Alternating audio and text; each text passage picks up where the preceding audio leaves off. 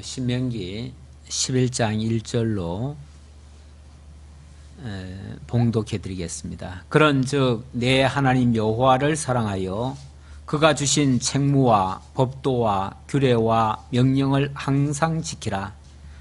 너희의 자녀는 알지도 못하고 보지도 못하였으나 너희가 오늘날 기억할 것은 너희의 하나님 여호와의 교훈과 그의 위엄과 그의 강한 손과 펴신 팔과 애굽에서 그 왕 바로와 그 전국에 행하신 이적과 기사와 또 여호와께서 애굽 군대와 그 말과 그 병거에 행하신 일, 곧 그들이 너희를 뒤쫓을 때에 홍해물로 그들을 덮어 멸하사 오늘까지 이른 것과 또 너희가 이곳에 이르기까지 광야에서 너희에게 행하신 일과 르우벤 자손 엘리압의 아들 다단과 아비람에게 하신 일, 곧 땅이 입을 벌려서 그들과 그들의 가족과 그들의 장막과 그들을 따르는 온 이스라엘의 한가운데서 모든 것을 삼키게 하신 일이라.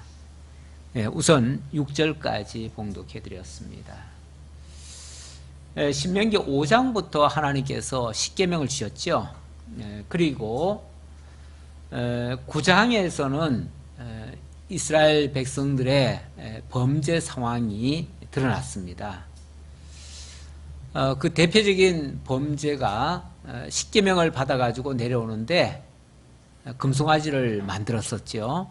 그래서 그 금송아지 때문에 하나님이 진노하셨고, 그래서 이스라엘 백성들을 다 제거하려고 하였습니다. 그랬을 때에 모세가 하나님 앞에 목숨을 건 중보 기도를 하지요. 그 중보 기도 때문에 하나님께서 백성들 다 진멸하는 것을 멈추시고 그들을 용서하십니다. 그래서 10장의 내용은, 9장의 내용이 범죄한 내용이고요, 10장의 내용은 모세의 중보 기도로 말미암아 용서해 주신 내용입니다. 자, 그리고 이제 용서받은 백성들을 이제 약속의 땅 가나안으로 올려 보내시면서 그들에게 신신당부하듯이 교훈하시는 내용입니다.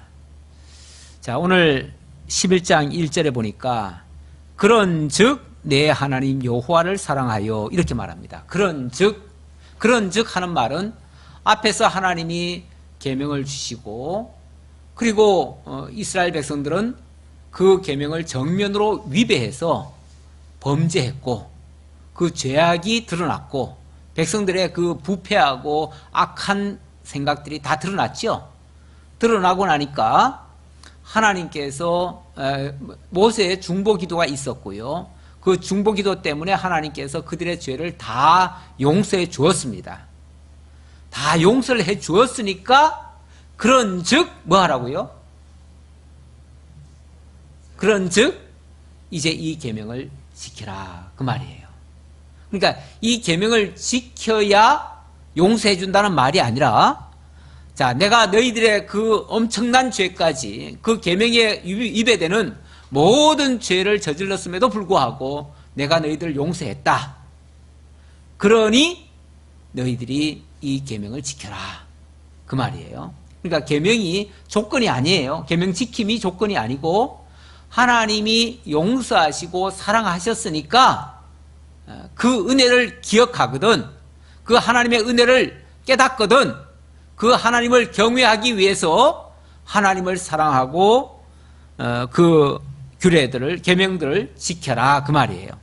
그래서 그런즉, 다시 11장 1절 보면요, 그런즉 내 하나님 여호와를 사랑하여 그가 주신 책무와 법도와 규례와 명령을 항상 지키라. 그런즉부터 시작해서 지키라로 끝났죠. 그런즉과 그 지키라는 그 사이에 뭐가 있어요? 여호와를 사랑하여, 이 말이 나와요. 여호와를 사랑하여. 그러니까 그런즉은 앞에서 하나님이 하신 일들을 지금 상기를 시키면서 그러므로 라는 뜻이고요, 그런즉 뭐 같은 비슷한 말이죠. 그런즉 하나님이 이렇게 너희를 사랑하셨고 너희를 용서하셨고 그랬으니 너희들도 그 하나님을 사랑하여 하나님이 주신 계명을 지켜라, 그 말이잖아요. 그렇죠?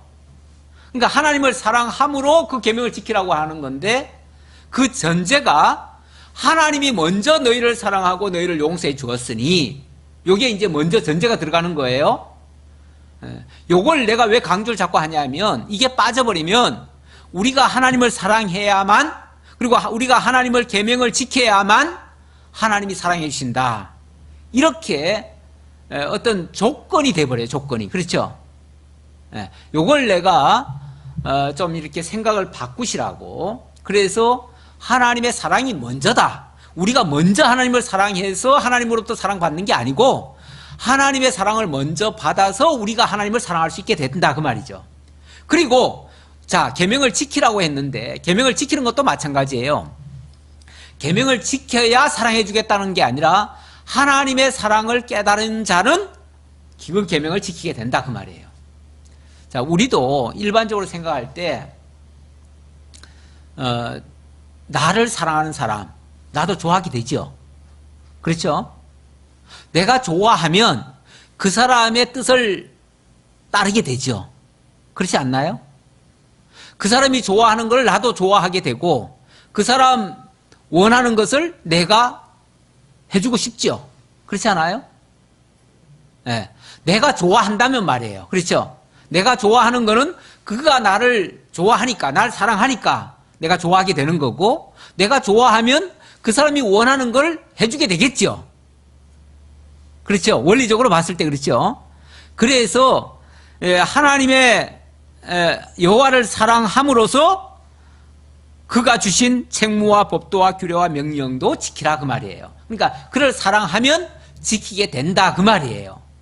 내가 지켜야만, 지키는 게 먼저 전제가 되는 게 아니고, 내가 그를 사랑한다면, 그렇다면, 자, 우리가 원리적으로 말할 때, 우리가 사랑하면 그 사랑하는 사람이 시키는 모든 일을 나도 하게 된다, 그 말이잖아요. 그렇죠? 그러니까 내가 지키는 게 먼저겠어요? 아니면 그를 사랑하는 게 먼저겠어요? 아니죠. 사랑하는 게 먼저지요. 사랑하니까 내가 좋아하고, 그 사람이, 사랑하는 사람이 좋아하는 걸 나도 하게 되는 거죠. 그렇지 않겠어요? 예. 예. 그래서 말이 이게 정신 바짝 안 차리면 이거 못 알아들어요. 무슨 말인지. 어려울 수도 있고, 너무 쉬운 말이에요. 사실은 어려운 말이 아닌데, 정신을 못 차리면 되게 어려워요. 말이 막 헷갈려요. 그래서 정신 바짝 차리라는 거예요. 예. 우리가 말씀 들을 때 딴 생각하면 그래서 절대 말이 안 들어옵니다. 무슨 소리인지 못 알아들어요. 예.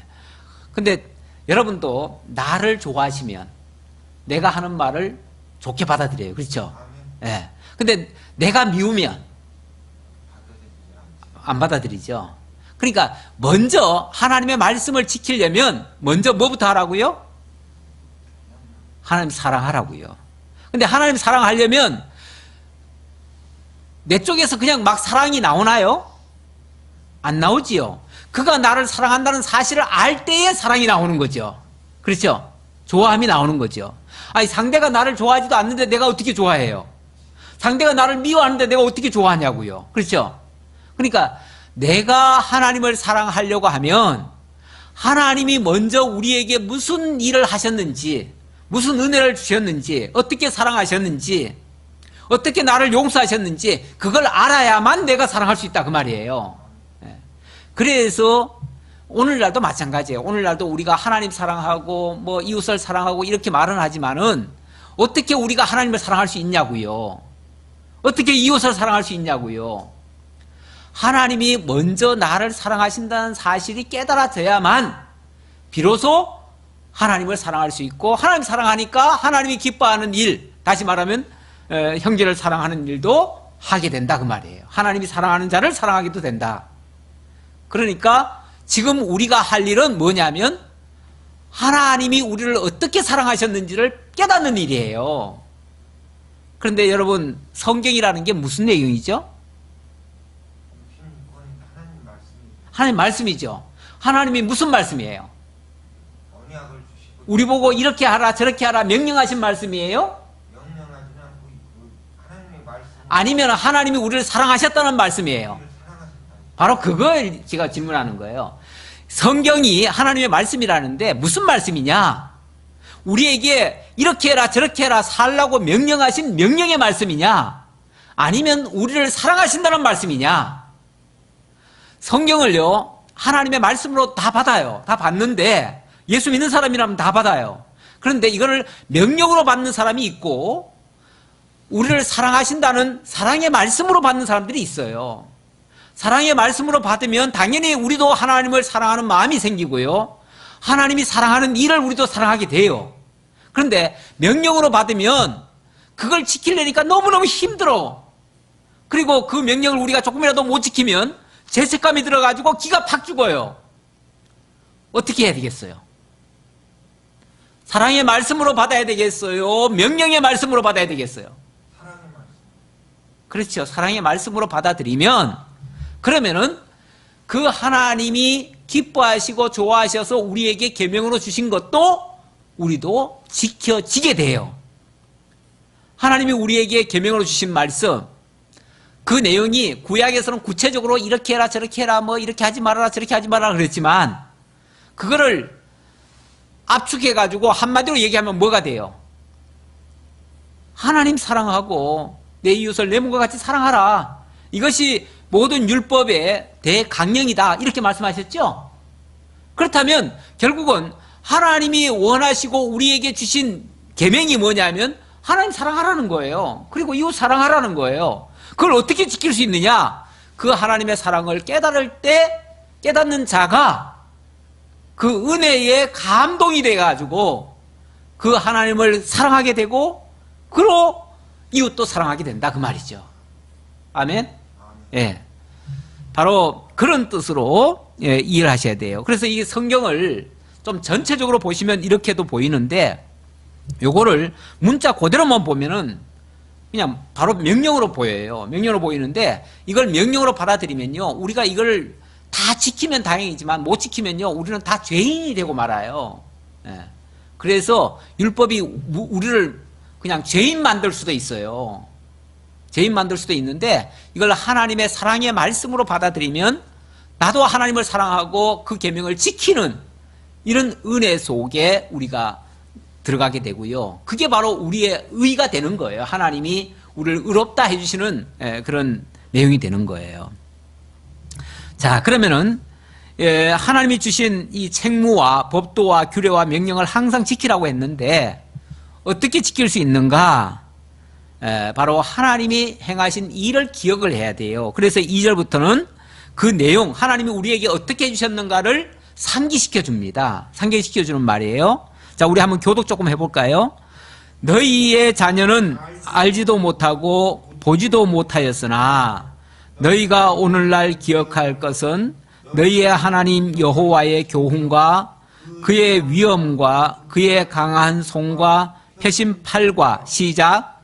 애국에서 그와 바로와 그 성공에 행하신 이적과 기사와 또 여호와께서 애국 군대와 그 말과 그 병거에 행하신 일, 곧 그들이 너희를 뒤쫓을 때에 홍해 물로 그들을 덮어 멸하사 오늘까지 이른 것과 또 너희가 이곳에 이르기까지 광야에서 너희에게 행하신 일과 르벤 자손 엘리압의 아들 다단과 아비람에게 하신 일, 곧 땅이 입을 벌려서 그들과 그들의 가족과 그들의 장막과 그들을 따르는 온 이스라엘의 한가운데서 모든 것을 삼키게 하신 일이라. 너희가 여호와께 행하신 이 모든 일을 목도하였느니라. 너희의 눈으로 보았느니라. 목도하였느니라는 먼저 성경인데, 지금 중원 씨 먼저 성경 읽어요? 지금 그러지 말고 다음부터는 다음부터는 그래요. 다음부터는 그냥 개혁 개정판으로 같이 읽어요. 그래야 이게 입이 맞아요. 입이 이게 틀리면은 계속해서 이게 자꾸 어긋나요. 자, 물론 뭐 그게 틀린 말은 아니에요. 맞지만은 그래도 같이 읽는 것이 이게 상승이 됩니다. 함께 다 힘을 얻게 됩니다. 예. 너희가 여호와께서 행하신 이 모든 큰 일을 너희가 눈으로 보았다. 이 모든 일을 너희가 똑똑히 보지 않았느냐? 그 과정에서는요, 아주 놀라운 일도 있었어요. 그리고 영광스러운 일도 있었어요. 그런가 하면 너무너무 무서운 일도 있었어요. 또 막 다시는 기억하고 싶지 않은 아주 뼈아픈 일도 있었어요. 그랬죠? 일단 그 놀라운 일, 영광스러운 일, 하나님의 놀라운 능력의 영광의 모습은 애굽에서 나올 때, 그 홍해 건널 때, 홍해 바다 속에 대적을 다 잠글 때, 그리고 뭐 하늘에서 만나 내리고 또 뭐 광야에서 뭐 반석에서 물이 내리고 뭐 이런 거 있잖아요. 그리고 사막 가운데서 오아시스가 나오고 이런 일들, 이런 것들은 정말 놀라운 일들이에요. 그런데 또 안타까운 일들도 있었죠. 안타까운 일들은 대적을 하다가 자꾸 모세 뭐 조금 일이 안 된다고 해가지고 모세를 막 때려 죽이려고 했고, 그러다가 또 막 대항을 해가지고 갑자기 뭐 지진이 나가지고 땅이 갈라가지고 뭐 200 몇 명이 그냥 그 자리에서 다 땅 속에 다 들어가는 그런 일도 있었고, 또 뭐 그 밖에도 여러 가지 사건들이 많았어요. 그 뭐 양식이 없어가지고 배고프다고 막 했을 때, 그럴 때 메추라기를 먹여주고, 그리고 이 사이에서 채 소화도 되기 전에 다 쳐서 멸한 사건도 있었어요. 너무 욕심내고, 대부분은 욕심내고 원망하고 불평하고 짜증내고 할 때, 그럴 때 대부분 그런 재앙들이 있었어요. 근데 좋은 일이든 나쁜 일이든 그건 우리 생각에 그런 거고요. 그 모든 것은 하나님의 능력의 영광을 보여준 사건이에요. 그리고 그 모든 것은 합력해서 하나님의 존재를 보여주고 하나님의 그 역사를 알게 하고, 그래서 결국은 하나님의 그 사랑을 깨닫고 하나님의 은혜를 깨닫도록 만든 사건들이에요. 그러니까 결과적으로는 나쁜 게 아니에요. 그런 일들이 있어야만 하나님을 경외하게 돼요. 뭐 하나님 뭐 우리가 범죄해도 막 무조건 용서해 주신다, 무조건 사랑해 주신다 그러면은 하나님에 대한 두려움도 없지요. 원래 경외한다는 말은 두렵고 떨림으로 하나님을 섬기는 상태를 얘기하는 건데, 그렇다고 막 무서워하라는 얘기가 아니에요.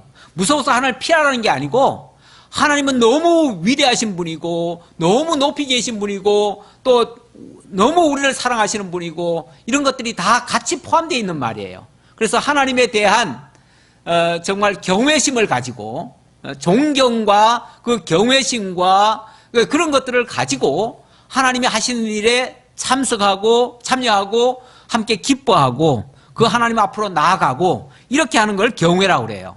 그렇게 경외하고 하나님 섬기게 하려고 그런다. 그래서 이 지나간 과거지만은요, 이런 사실을 잊으면 안 돼요. 왜 이 말을 할까요? 이 말을 하는 이유는 지금 이제 약속의 땅 가나안으로 들어갈 사람들은요, 사실은 애굽 땅에서 나온 사람들이 아니에요. 애굽에서 나온 사람들은 거의 다 죽었어요. 죽고 광야에서 새로 태어난 사람들이에요. 그들이 대다수거든요. 그러면 그들은 이 광야에서 태어났기 때문에 또 태어나자마자 본 게 뭐예요? 하늘에서 만나 내리는 거 봤고요, 반석에서 물 나오는 거 봤고요. 그러니까 그건 자기네들이 태어나면서부터 그냥 있었던 일이에요.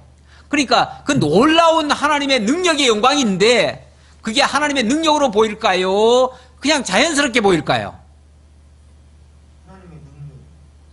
왜냐하면 태어날 때부터 그랬으니까, 광야에 있던 사람들은. 그러니까 애굽에서부터 온 사람들은 새로운 걸 경험했으니까 놀랍다고 하는데, 광야에서 태어난 사람들은 태어나면서부터 그랬기 때문에 놀라울 게 하나도 없어요. 뭔가 새로운 것도 없어. 오히려 맨날 똑같은 일만 반복되니까 짜증나. 그렇죠?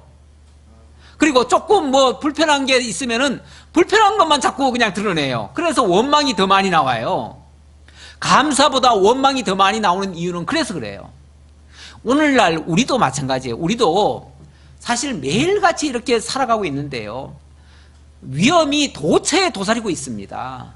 뭐 교통사고가 하루에도 뭐 수백 건, 수천 건이 일어나요. 거기서 여러 명들이 죽어요, 매일같이. 뿐만 아니라 각종 사고들이 각종 현장에서 얼마나 많이 일어나는지 몰라요. 그런데 우리가 지금 멀쩡하게 살아가고 있거든요. 그런데 우리가 감사를 못 느껴요. 오늘도 하나님이 나를 지켜주시고 보호하시고 나와 함께 동행해 주셨다는 사실을 기억을 못해요. 왜? 똑같으니까. 어제와 오늘이 뭐 별반 다르지 않으니까. 그냥 매일 그러려니 뭐 그냥 자연스러운 일이라고 생각하는 거지요. 근데 사실은요, 세상에 자연스러운 일은 없어요. 저절로 되는 일은 없다 그 말이에요. 저절로 되는 일은 없고 다 하나님의 보호와 인도하심에 따라서 하루하루 지금 살고 있는 중이에요. 지금 우리가 매일같이 양식 먹는 거 우리 몇십 년 전만 해도요, 제가 어렸을 때만 해도 하루 3끼를 못 먹었어요. 3끼 못 먹고 하루 한 끼 밥 먹고 나머지는 그냥 죽 끓여서 먹고 한 끼는 그냥 감자나 고구마나 이런 거 있으면 이런 걸로 때우고 아니면 과일로 때우고 그냥 끝냈어요. 하루 한 끼만 겨우 그것도 보리밥 조금 먹고 살았어요. 그런데 불과 몇십 년 사이에 하루 33끼 꼬박꼬박 먹어요 지금. 뿐만 아니라 간식도 넉넉하게 먹어요. 그럼요. 요즘은 먹고 싶은 거 얼마든지 먹을 수가 있어요. 이것만 생각해도 기적 중에 기적이에요. 지금도 저 북한에 가면 하루 3끼 제대로 못 먹는 사람들도 있어요. 아프리카에만 가도 이런 사람이 있고요. 그런데 우리는 지금 그냥 그런 게 자연스러운 거야. 그냥 자연스럽게 느껴요. 근데 아니라니까. 이것도 다 기적이라니까요. 그리고는 조금만 불편하면 그 좋은 거는 다 놔두고 그건 다 자연스럽다고 생각하고 조금만 나쁜 거 있으면 그거 가지고 원망 불평하기 바빠요. 그만큼 우리가 패역한 거예요. 예.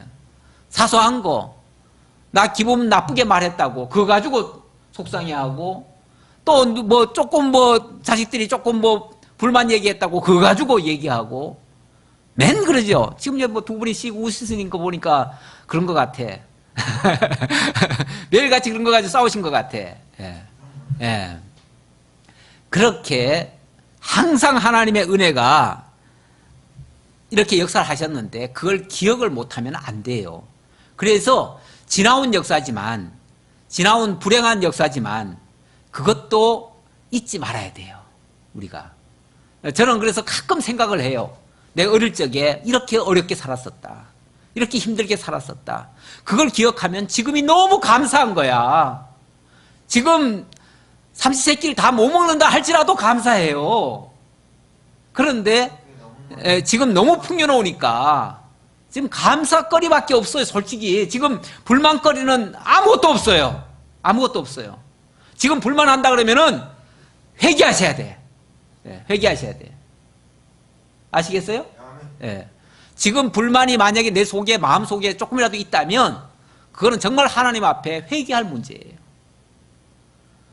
지나온 과거에 내가 어떻게 하나님의 은혜를 입었는지를 잊어버린 거예요.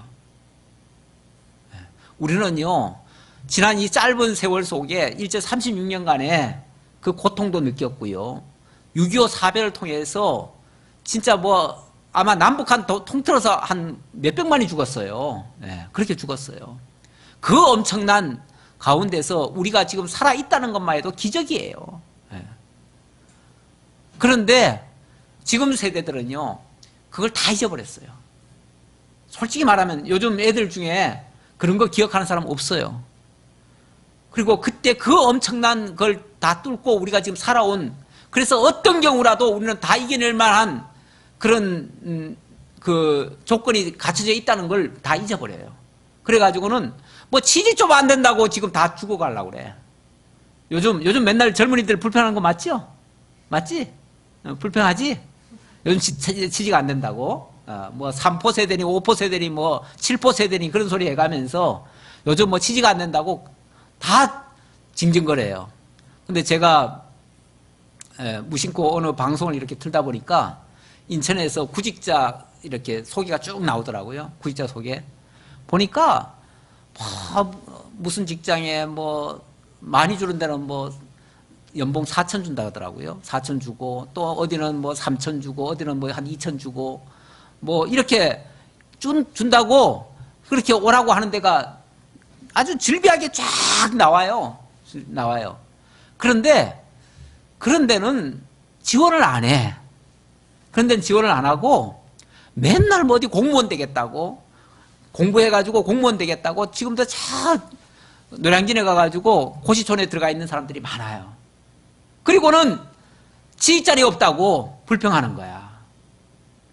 아니 찾으면 왜 없겠어요. 다만 좋은 데 갈래니까. 그런 거는 그들도 안 보고 그런 것만 찾으니까 못 가는 거죠. 그러니까 과거를 생각하면요, 옛날에는 진짜 어디 취직하고 싶어도 취직할 데가 없었어요. 진짜 없었어요. 예, 진짜 없었어요. 저는 시골 출신이다 보니까 시골에서는요, 그래서 남의 집 생활하는 거, 남의 집에 가가지고 1년 농사 지어주고 쌀 한 10가마니 받는 거, 그게 전부예요. 그래도 밥만 먹여줘도 그냥 그 집에 가서 살고 그랬어요. 예, 그것도 일자리라고 그렇게도 살았어요. 예, 그랬는데 지금은 뭐 하루만 벌면은 열흘을 먹고 살 만큼의 사실은 지금 수입이 되거든요. 예, 지금 한 달 벌면요 1년치 쌀을 살 수가 있어요. 예, 그 정도로 옛날에는 쌀만 사도 됐어요. 예, 자꾸 그런 소리 하면은 구닥다리라고 그럴까봐 이 정도까지만 할게요. 이 정도까지만. 예, 왜 이런 얘기를 하냐면 우리 감사천지다 그 말이에요. 감사할 것밖에 없다. 그러면은 하나님을, 그렇게 하신 하나님을 기억하면 하나님 사랑할 수밖에 없고요, 하나님 말씀 따를 수밖에 없다. 그런데 그걸 잊어버리면 하나님은 그 어려운 과정을 실제로 느껴보라고 또 그런 극한 상황으로 몰아낼 수도 있어요. 그래서 그 과거를 잊지 말라는 거예요. 그냥 단순한 과거의 불행한 역사가 아니라 그 역사를 통과하게 하신 하나님을 잊지 말라 그 말이에요. 그 역사를 통과해서 오늘 이 자리에까지 오게 하신 그 하나님을 잊지 말라 그 얘기예요. 단순히 과거의 역사만 되풀이하라는 얘기가 아니에요. 네. 8절입니다. 또 한번 교독해 보지요. 그러므로 너희는 내가 오늘 너희에게 명하는 모든 명령을 지키라. 그리하면 너희가 강성할 것이요 너희가 건너가 차지할 땅에 들어가서 그것을 차지할 것이며. 시작. 또 여호와께서 너희 열조에게 맹세하사 그와 그 터널을 주리라고 하신 땅, 곧 젖과 꿀 흐르는 땅에서 너희의 날이 장구하리라. 내가 들어가 차지하려 하는 땅은 내가 나온 애굽 땅과 같지 아니하니 거기에서는 너희가 파종한 후에 발로 물대기를 채소밭에 댐과 같이 하였거니와 너희가 건너가서 얻을 땅은 산과 물자기가 있어서 하늘에서 내리는 비를 흡수하는 땅이고 다 같이 내 하나님 여호와께서 돌보아 주시는 땅이라. 연초부터 연말까지 내 하나님 여호와의 눈이 항상 그 위에 있느니라. 아멘.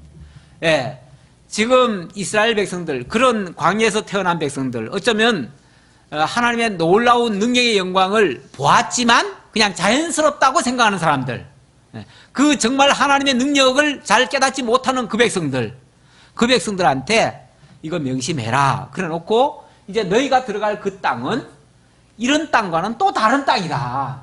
또 다른 땅인데, 또 다른 땅이다 보니까 아무래도 환경이 다르잖아요. 환경이 다르면 여러 가지 또 걸리는 게 또 있을 수 있어요. 그럴 때 자칫하면 또 하나님 또 잊어버릴 수가 있어요. 그리고 그 환경에 그냥 빠져들어가는 수가 있어요. 만약에 더 좋아도 야 신천지 같아가지고 그냥 거기에 푹 빠져들어갈 수 있고, 또 만약에 옛날에 받았던 하나님의 은혜를 만약에 거기 가서 제대로 못 받는다고 느끼면은 또 원망이 나올 수도 있고요. 어쨌든 환경이 바뀐다고 하는 거는 굉장한 모험이고 도전이고 뭔가 새로운 위기이기도 하고 기회일 수도 있어요. 그런데 어쨌든 그 땅은 다른 땅이다. 다른 땅인데 만약에 그곳에 들어가 가지고 하나님의 은혜를 기억하고 하나님의 인도하심을 받으면 그 땅에서 영구히 장구히 이렇게 살 수 있지만, 만약의 경우 그곳에 가서 과거를 잊어먹고 현실에 함몰돼 가지고 그냥 뭐 원망을 하든지 아니면은 거기에 그냥 빠져버리든지 이렇게 되면 그곳에서 얼마 살지도 못하고 쫓겨날 것이다. 이렇게 얘기하는 거예요. 그러면서 그 땅은 어떤 땅인가? 10절에 다시 보니까요. 일단은 젖과 꿀이 흐르는 땅이라고 했죠? 일단은 좋은 땅이에요. 좋은 땅인데 그러나 특징이 있어요. 무슨 특징이냐면 10절에 보니까 내가 들어가 차지하려 하는 땅은 내가 나온 애굽 땅과 같지 않다. 일단 과거 이스라엘 백성들은 애굽 땅에서 그곳에서 농사 지으면서도 살았어요. 그렇죠? 목축도 하고 살았죠? 애굽 땅은 어떤 땅입니까? 애굽 하면요, 그곳에는 그 나일강이 있어요. 나일강이 있어가지고 그 나일강에서 물을 끌어다가 이렇게 연결을 해가지고 수로를 만들어가지고 그래서 농사가 잘 됐어요. 그리고 초목도 잘 됐어요. 그러니까 목축도 잘 됐고 여러 가지가 풍요로웠어요. 나름대로 물론 뭐 종사를 했으니까 많이 뺏겼겠지만 그래도 먹는 거 하나는 부족함이 없었다 이런 식으로 얘기를 해요. 왜 광야에서도 막 원망할 때 그런 소리 하잖아요. 아니, 광야에 나왔더니 먹거리가 하나도 없어요. 그러니까 차라리 우리가 애굽 땅에서 비록 종사는 했지만은 그 화덕에서 떡 굽고 거기서 뭐 이렇게 고기 구워 먹고 파와 배추 뭐 부추와 뭐 이런 거 먹던 그 생각이 난다 그러잖아요. 예. 그러면서 그 과거에 그래도 먹거리만큼은 먹을 수 있었던 그 풍요를 잊지 못하는 거예요. 예.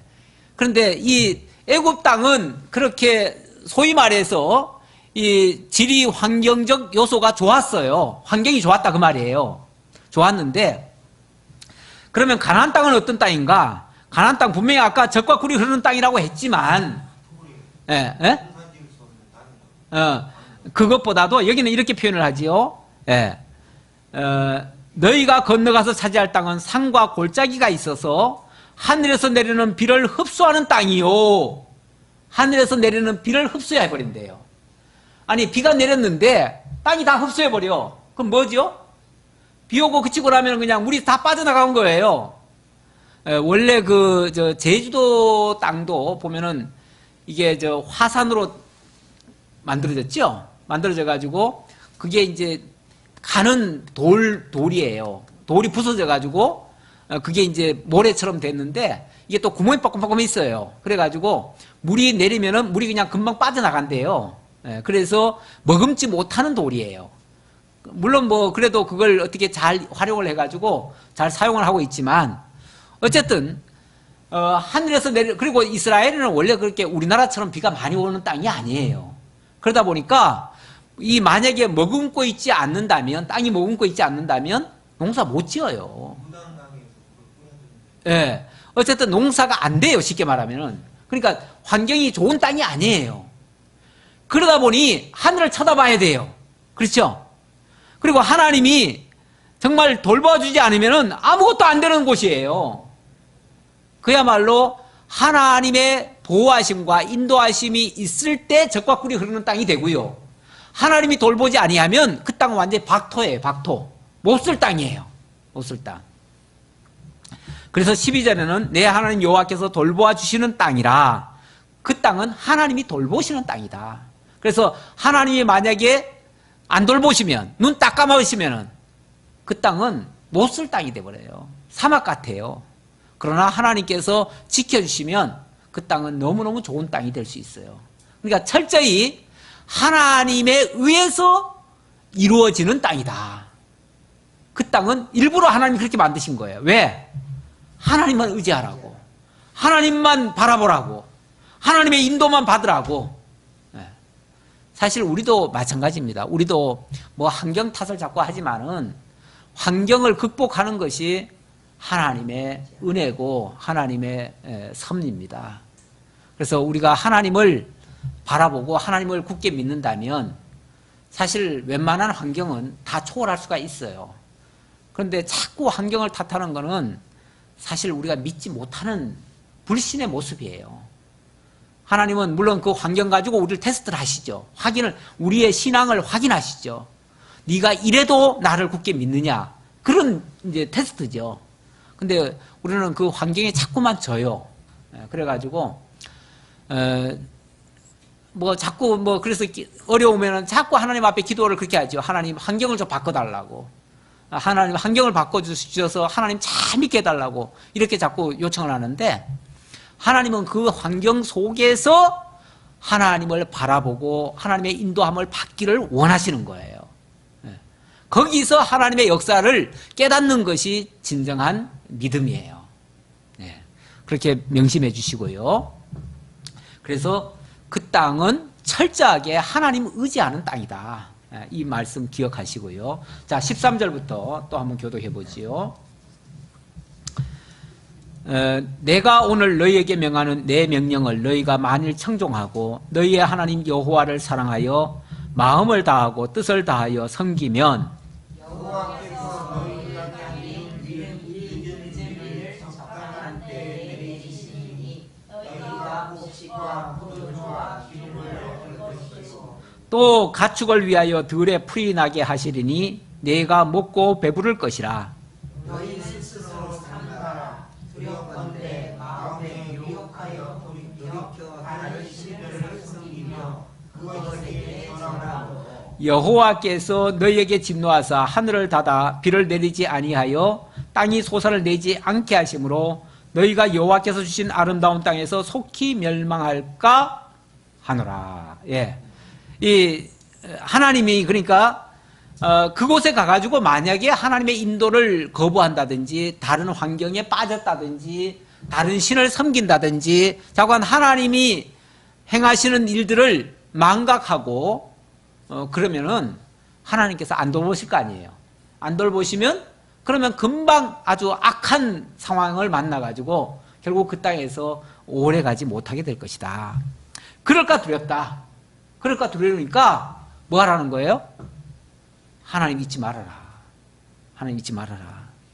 그리고 특히 하나님 잊지 않기 위해서는 또 어떻게 해야 되느냐? 두렵건대 마음에 미혹하여 돌이켜 다른 신들을 섬기며 그것에 절하지 말아라. 하나님을 잊어버리는 첫 번째 가장 큰 유혹거리가 뭐냐면 다른 신입니다. 다른 신. 사람은요 원래 자기 스스로 독립적으로 설 수 있는 존재가 아닙니다. 그래서 사람 인자를 쓸 때 보면 이렇게 두 획이 그어져 있잖아요. 이게 두 사람이 합해서 하나의 온전한 사람을 된다는 거죠. 그리고 서로 의지한다는 의미가 또 담겨져 있어요. 물론 그 근본에는 하나님이 아담을 지으시고 하와를 뽑아가지고 함께 서로 의지해가지고 둘이 합하여 한 몸이 이루게 하신 거기서부터 인간의 어떤 그 모습이 본래 나왔지요. 그래서 인간은 그런 존재인데,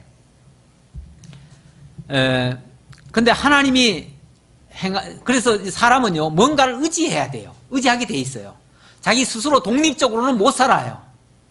요즘은 시대가 하도 악해져 가지고 요즘은 뭐 혼밥, 혼술, 뭐 혼자 뭐든지 다 한다 이렇게 말을 하는데 사실 혼자 살아가는 인생 나중에 가보면 좋지 않아요. 왜냐하면 사람은 다 늙고 병들고 약해지잖아요. 그러면 나중에 가면 혼자 산다는 게 뭔가 의지라는 게 있죠. 근데 그 의지를 사람 의지하는 게 아니고 의지할 게 없으면은 뭘 의지하냐면 저 우상을 의지해요. 우상을. 제가 지금 말하고자 하는 거는 우상 의지하지 말라는 거죠. 근데 우리가 하나님을 왜 우상을 의지하냐면 진짜 우리를 도와주시고 진짜 우리를 주관하시고 다스리신 분이 하나님이라는 사실을 망각하면 우상을 의지해요. 어떤 사람들은 환경에 지배를 받아가지고 아주 막 무서운 산이나 아주 막 기암 절벽 같은 걸 보면은 거기 막 절을 하고 그러는데 그것도 그 우상에게 절하는 거예요. 아니 그것도 그걸 갖다가 신처럼 여기는 거예요. 신처럼. 그러니까 마찬가지예요. 하나님이 하신다는 것을 기억 못하고 잊어버리면 우리는 우상 섬기게 돼 있어요. 그래서 제일 주의할 부분 우상 섬기지 말아라. 그래서 하나님도 첫 번째 계명이 뭡니까? 나 외에 다른 신을 섬기지 말라. 하나님 제켜놓고 다른 것을 의지하면 그게 바로 우상인 거예요. 사람을 특별히 뭐 이렇게 더 의지해도 그것도 우상이에요. 그것도 우상. 그러니까 사람을 너무 의지하는 것도 안 좋아요. 우리는 정말 믿고 의지할 대상은 하나님밖에 없어요. 그래서 다른 신들을 섬기지 말라는 것이고요. 다른 신들을 섬기면 하나님께서 좋다. 네가 저것들을 의지하니까 그것들이 너들을 어떻게 해주나 보자. 그리고 하나님이 안 돌보셔요. 그러면은 그 땅에 재앙이 임하고 결국은 멸망을 당할 수밖에 없어요. 18절입니다. 이러므로 너희는 나의 이 말을 너희의 마음과 뜻에 두고 또 그것을 너희의 손목에 메어 기호를 삼고 너희 미간에 붙여 표를 삼으며 시작. 또 그것을 너희 자녀에게 가르치며 집에 앉아 있을 때든지 길에 갈 때든지 누웠을 때든지 일어날 때든지 이 말씀을 강론하고 또 내 집 문설주와 바깥 문에 기록하라. 그리하면 여호와께서 너희 조상에게 주리라고 명세하신 땅에서 너희의 날과 너희의 자녀의 날이 많아서 하늘이 땅을 덮는 날과 같으리라. 예. 만약에 그걸 잘 기억하고 잘 지키게 된다면 너희의 그 땅에서 마치 하늘이 땅을 덮은 같이 그렇게 길게 장구하게 그렇게 살게 될 것이다 라고 했는데, 자, 그렇게 하기 위해서, 그렇게 하려면 하나님이 인도하신다는 것을 기억하고 하나님의 인도함을 받아야죠. 받아야 되는데 그걸 잊지 않게 하는 방법이 뭐냐 하면 하나님을 가까이 하는 거죠. 어떻게 가까이 합니까? 하나님의 말씀을 가까이 하는 거죠. 하나님의 말씀이 늘 가까이 곁에 있도록 만드는 거죠. 그렇게 하기 위해서 구약시대 때는 어떻게까지 했냐면 하나님의 말씀을 일단 마음과 뜻에 품습니다. 근데 그 품어봐도 그거는 사실 우리 마음이라는 게 하루에도 12번 더 바뀌잖아요. 그러니까 어떻게 해요? 그거를 바뀌지 않도록, 바뀌더라도 또 봄으로서 또 상기되도록 자꾸 상기를 시켜주는 게 중요해요. 상기하려면 어쨌든 견물생심이라고 우리가 눈으로 보면 생각이 떠올라요. 그렇죠? 생각이 떠오르니까 자꾸 눈에 보이게 하는 거예요. 하나님의 말씀이. 보이게 하려니까 제일 잘 보이는 데가 어디예요? 손목, 또 내 미간, 그리고 문설주 뭐 이런 거죠. 자관 우리 앞에 걸림돌이, 우리 앞에 걸릴 만한 것들에게는 다 하나님의 말씀을 갖다가 부여를 해놓는 거예요. 그러면은 눈을 떠도 보이고 뭐 들어 누워도 보이고 앉아도 보이고 화장실 가도 보이고 바깥에 문 나가도 보이고 다 보일 거 아니에요. 그렇죠? 언제 어디서나 하나님의 말씀이 눈앞에 보이는 거예요. 그러니까 보이면 또 생각나잖아요. 그러면 하나님의 그 역사가 생각나니까 하나님의 인도함을 받을 수 있다 그 말이에요. 그래서 이건 방법론적으로 늘 하나님의 말씀을 가까이 하라는 거죠. 오늘날 우리는 뭐 꼭 이렇게까지는 안 할지라도 늘 말씀을 가까이 하고 말씀 가까이 하기 위해서 읽기도 하고 듣기도 하고 또 같이 나누기도 하고 또 그 말씀을 가지고 삶 속에 적용도 하고 이렇게 하면 그 말씀이 계속 나를 떠나지 아니하고 그 말씀과 함께 하시는 하나님이 우리를 인도해 가시는 거예요. 그럴 때에 하나님의 놀라운 능력의 영광들이 나타난다 그 말이에요. 자, 그 다음 22절입니다. 22절로 또 교독을 해보지요. 너희가 만일 내가 너희에게 명하는 이 모든 명령을 잘 지켜 행하여 너희의 하나님 여호와를 사랑하고 그의 모든 도를 행하여 그에게 의지하면 여호와께서 그 모든 나라 백성을 너희 앞에서 다 쫓아내실 것이라. 너희가 너희보다 강대한 나라를 얻을 것이요 너희의 발바닥으로 밟는 곳은 다 너희의 소유가 되리니 너희의 경계는 곧 광야에서부터 레바논까지와 유브라데 강에서부터 서해까지라. 너희 하나님 여호와께서 너희에게 말씀하신 대로 너희가 받는 모든 땅 사람들에게 너희를 두려워하고 무서워하게 하시니 너희를 능히 당할 사람이 없으리라. 예, 너희가 만약에 하나님의 말씀을 기억하고 하나님이 하신 일들을 기억하고 하나님의 인도함을 받고 이렇게 된다면 너희가 들어가는 그 땅에서 너희의 대적들을 다 내쫓아 줄 수 있다 그 말이죠. 다 내쫓아 줄 수 있다. 그리고 너희가 발바닥으로 밟는 곳마다 너희의 소유가 다 될 것이다. 그 지경은 레바논부터 광야에서부터 저 유브라데 강까지다 이렇게 얘기를 합니다. 이 광야에서부터 유브라데까지 광야란 말은 이 남쪽 경계입니다. 그리고 유브라데는 저 북동쪽 경계, 또 북서쪽 경계는 레바논 여기까지 여기를 다 차지하게 될 것이다. 그런데 그 땅은 원래 무슨 땅이죠? 아니 그러기 이전에 그 땅은 원래 아브라함이 처음에 그 바벨론에서 이쪽으로 왔을 때 갈대우르에서 와가지고 하나님이 네가 동서남북을 바라보라, 이 땅을 다 너에게 주겠다라고 하나님이 약속한 땅이죠. 그 약속한 가나안 땅이에요. 근데 그 나중에는 이스라엘 백성들이 이제 애굽으로 내려갔고 그 동안에 가나안 사람들이 그 땅을 정복해가지고 살았지요. 그러니까 이때까지만 해도 그 땅은 남의 땅이 돼버렸던 거예요. 남의 땅이 됐었지만 하나님께서는 일찍이 아브라함에게 언약한 땅이기 때문에 그 땅을 다 차지하게 해주겠다 그 말이에요. 하나님은 언약하지 않은 땅을 주시지는 않아요. 언약한 땅을 주시는데 다만 그들이 하나님의 말씀을 기억하고 하나님의 인도함을 받을 때에 그 땅을 차지하게 될 것이다 그 얘기예요. 자, 그 다음 26절입니다. 26절로 또 한번 교독을 해보지요. 내가 오늘 복과 저주를 너희 앞에 두나니 너희가 만일 내가 오늘날 너희에게 강한 나의 하나님 여호와의 명령을 들으면 복이 될 것이요. 너희가 만일 내가 오늘 너에게 명령하는 도에서 돌이켜 떠나 너희 하나님 여호와의 명령을 듣지 아니하고 본래 알지 못하던 다른 신들을 따르면 저주를 받으리라. 내 하나님 여호와께서 내가 가서 어제 땅으로 너를 인도하여 들으실 때에 너는 그의 신산에서 축복을 선포하고 에발산에서 저주를 선포하라. 예, 우선 거기까지 봅시다. 자, 하나님께서 이제 약속의 땅으로 이제 들여보낸답니다. 들여보내고 나면 너희들 앞에 복과 저주를 앞에 두겠다 그렇게 얘기를 합니다. 약속의 땅이니까 당연히 복스러운 땅이죠. 그렇죠? 축복의 땅 아니겠어요?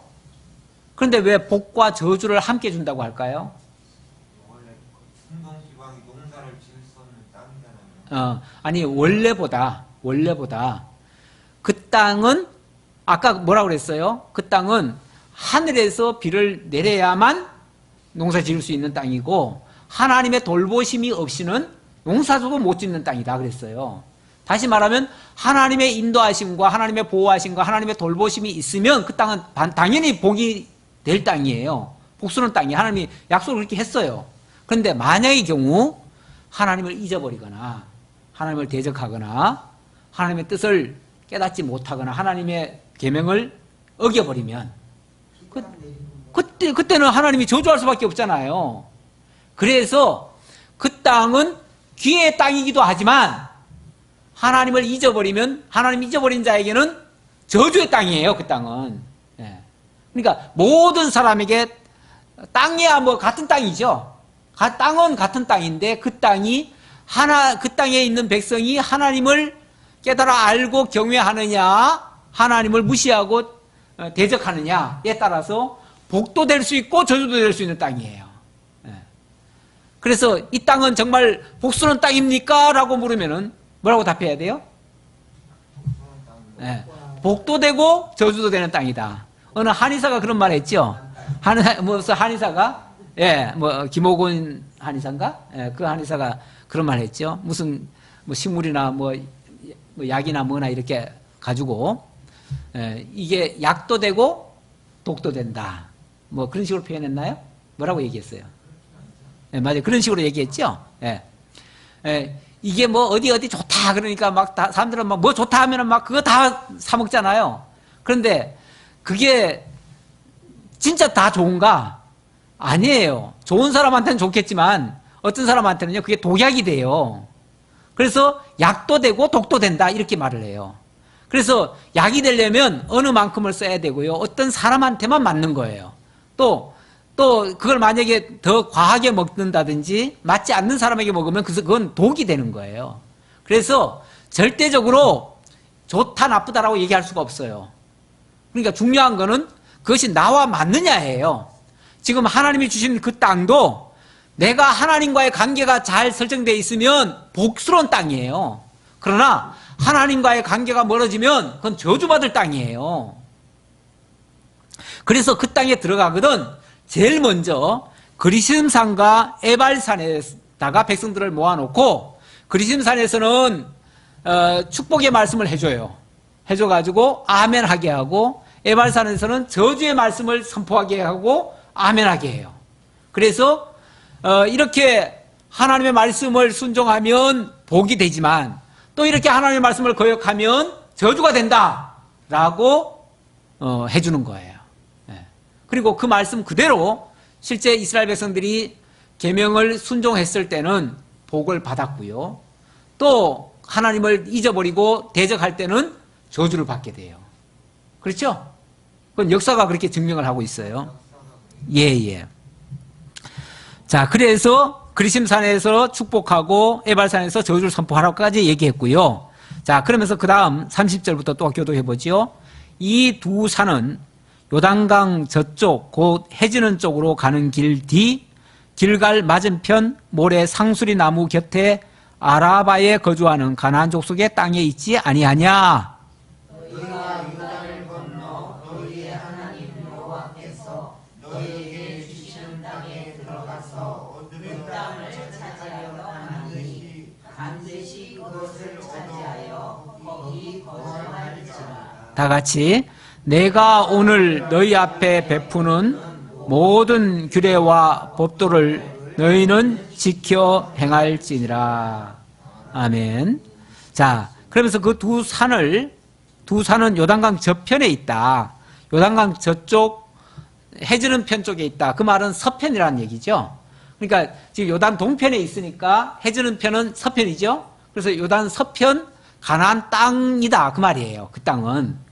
자, 그러면서 그 땅은 너희들이 반드시 들어갈 땅이다. 요단 서편 저쪽에 있다. 이 말은 내가 그곳까지는 무조건 들여보내준다. 그 얘기예요. 무조건 들여보내준다.